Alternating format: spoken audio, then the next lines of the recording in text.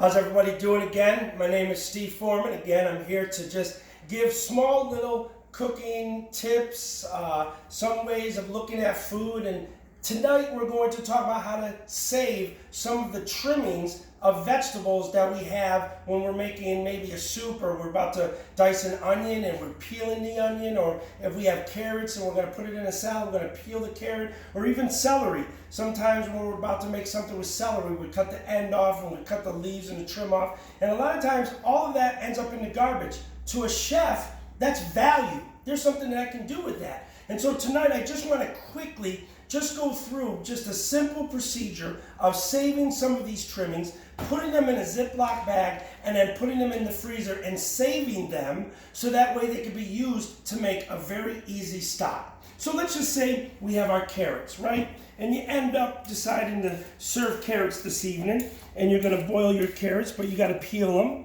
And after you're peeling them, you're going to end up cutting them the way you want to cut them. And let's just say you have all that. And typically what somebody will do is end throwing that up in the garbage. Then they're going to take this, cut that end off. Now, they're going to end up using this piece, but they decide to themselves, I'm just going to throw and waste that. Well, there is flavor in this. There are still nutritional value and flavor in the carrot peel. And so what I can do is, I can simply take a Ziploc bag, and I can go ahead and throw all of those peels in there, right? And save it. Now I'm going to use that. The same thing with an onion. So somebody is deciding to maybe slice some onions they want to put on their hamburger, or maybe they're going to julienne some onions to make a French onion soup, or maybe they just want to dice some onions to put on top of their hot dog or throw into a chili, whatever it may be. And they end up, of course, starting off by cutting off the two ends, right? Then they end up peeling the onion. They go ahead and take the outer peel off, and they have this, and they're thinking about using this, but they have no thinking about using this. And again, this is something that has value. There's still flavor in the onion peels and the ends of the onion. So I'm going to use this for the main meal, but I'm going to use this later on and cook it down. Now let's go to our celery.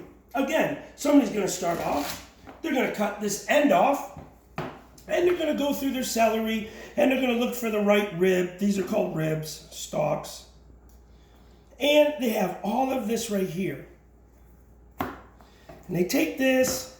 They don't want anything to do with that. They don't want to have anything to do with this. They might not even use that. And they're thinking about, I'm going to dice this up to put it into my tuna salad, or I'm going to start making my turkey stuffing, and I'm going to use my diced onions and diced celery and saute it down and make my stuffing so I can fill my bird. But they're not even thinking about this right here. And there is so much nutritional value and flavor in that. And so what you'll do is you can simply store them in a Ziploc bag, close it up, push all the air out, right?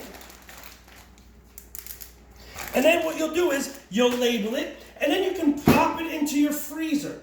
Now, it will last up to 3 months. If you're still having it in your freezer after 3 months, you never had a plan to use it. But what I want to do is inspire you on how to continue to add more flavor into the things you're making every day at your house. So when you go ahead and freeze this, and let's say you do it another day. So now this was today, you used all of this. Let's say in 2 days from now, you go ahead and you peel another onion, right? Or 2 more onions, right? And you have all those peels and ends.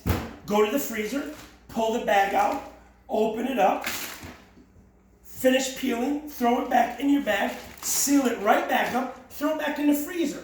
Now, let's say you have a whole bag of trims and ends and everything. If you got mushroom stems, throw them in here. If you have the stems from, let's say you're working with fresh basil and you took the stalk, the stem off, and you only used the leaf, throw that in here. So what you'll have is all vegetables.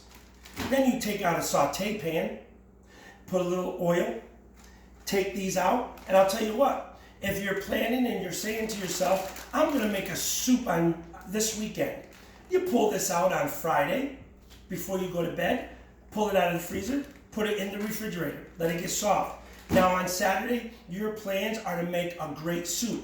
But what you want to do is now you're going to make a stock, a fresh vegetable stock. And so now you have your saute pan out. You put it on medium heat. You put a little oil.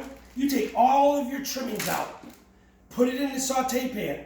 Saute it, caramelize it. Then you can take some fresh garlic, throw that in there. Then open up a can of tomato paste or tomato sauce and take maybe 3 tablespoons, throw it into your sauteed trimmings. Let it get all coated and caramelized. Add 4 cups of water to that. Now let it just stew for an hour. If you have to add more water because the water reduced and it evaporated, go ahead and add more water, because whatever is left of evaporated water, you will see a condensed flavored broth. Add more water. Let it keep stewing. At the end of an hour or 2, strain it. Now that becomes your stock that you're going to make your soup with. Let's say you're making a vegetable rice soup. Bam! You got your stock ready to be used, and adding more flavor into your soup that you're going to be making that afternoon. So again, you want to take all of your trimmings, vegetable trimmings, put them in a Ziploc bag, seal it, fold it up, label it, put it into your freezer, let it sit there, keep accumulating the trimmings from vegetables throughout that time, and then after maybe 2 months or so, you're going to say to yourself, I'm going to make a fresh homemade vegetable soup or a vegetable stew. Or it could even be chicken noodle soup. It could even be some kind of other soup where you have this as your stock.